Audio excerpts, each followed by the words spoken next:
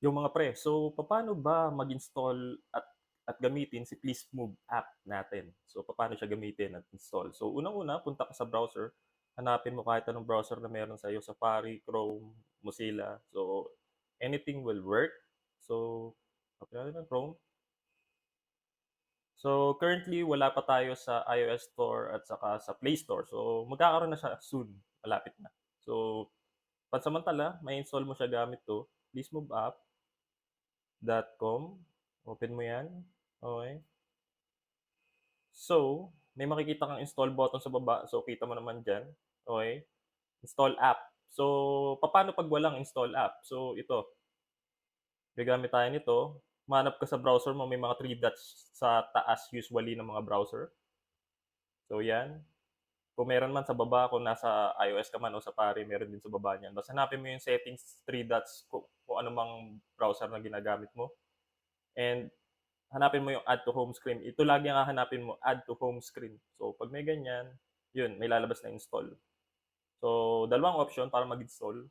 Pag wala to ditong button na to, pwede mong gamitin yung three dots sa taas ng browser. So, yun, straight to the point. Install natin.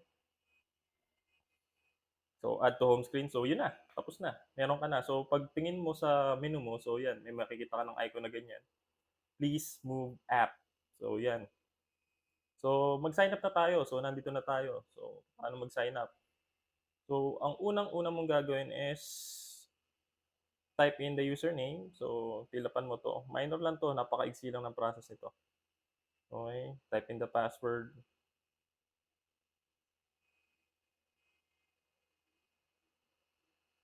So, 'yan.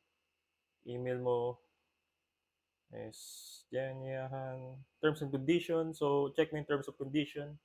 So, ito yung mga agreement kung papaano gamitin si app, kung may mga violation ba or something na hindi applicable sa'yo. So, puwede mong mabasa dito. So, sign up,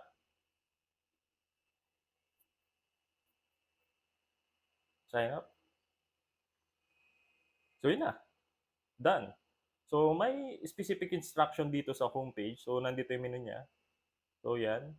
So, unang-una hindi mo siya ma-access as long na hindi mo pa nako-complete yung profile mo. So, napakaimportante ng profile. So, itong info na 'to is magge-generate sa'yo ng meal plan at workout na dedicated sa'yo. So, napakaimportante. So, si AI kailangan niya ng data mo, okey, para para makapag-generate ng workout saka specific meal plan na dedicated para sa'yo. So, gano'n katalino 'tong app na 'to.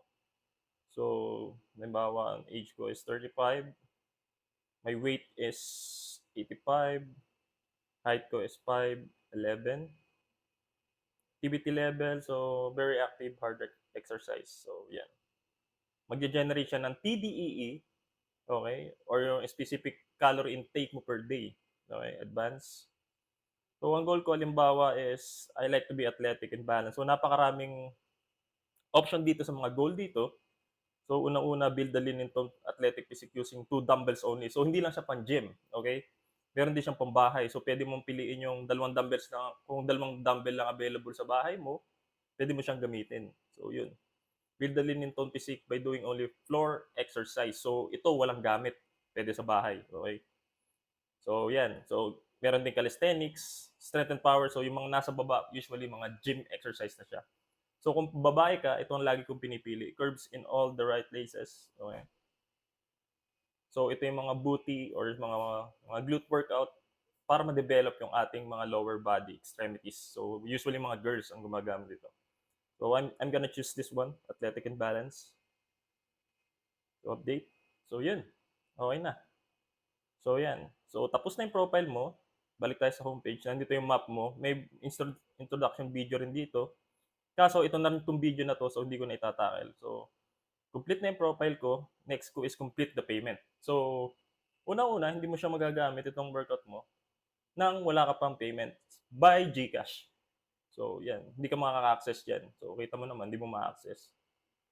So, para makapunta dyan, punta tayo sa payments. Yan.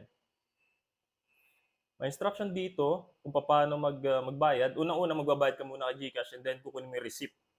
So, napaka-importante niyan. So, para ma-activate yung account mo, kailangan mo ng receipt o resibo ni GCash. So, halimbawa, magbabayad tayo. Pay for 1 month, 399. Option niya is tatlo, 399,750 and 1,097. Gia pay via GCash. So, dapat eksakto yung bayad mo, okay? Para hindi ka magkaproblema. Walang sobra, walang kulang. So, yun. So, yan. Halimbawa, nakapagbayad na ako, may resibo na ako. I'm gonna upload it in here. Yan. Yan. So, yeah. Upload receipt. So, yan. Activated na. Pwede mo na magamit yung app. Pag may nakita ka notification na ganyan, awesome. Your account is activated and you're ready to start using the app. So, yun. Yun na. Tapos na. Pupunta tayo sa meal plan, sa workout. Yan. So, meron ka ng dedicated na workout Monday to Sunday. Okay? Including rest day. So, saan ka makakita nun? Siya na yung nag-split ng workout mo para sa'yo. Halimbawa, ayaw mo na itong batch na to, pwede ka mag-generate ng bagong workout. So, yan.